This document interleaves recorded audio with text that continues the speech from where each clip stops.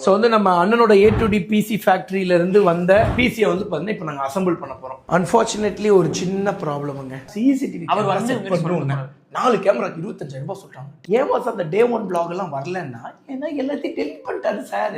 பெரிய பிரச்சனையை வந்து பார்த்தீங்கன்னா நாங்கள் சால்வ் பண்ணிட்டோம். வணக்கம், நான் உங்க வாசன். எல்லாரும் எப்படி இருக்கீங்க? நல்லா இருப்பீங்க நம்புறேன். ஆக்சுவலிங்க இத்தனை வருஷமாங்க நான் மட்டும் இல்ல, நம்ம பசங்க எக்கச்சக்க பேர் வந்து பாத்துட்டீங்கன்னா என்னென்னமோ பிளான் பண்ணுவோம், பெர்ஃபெக்ட்டா பிளான் போடுவோம். அந்த பிளான் வந்து பாருங்க நடக்காது.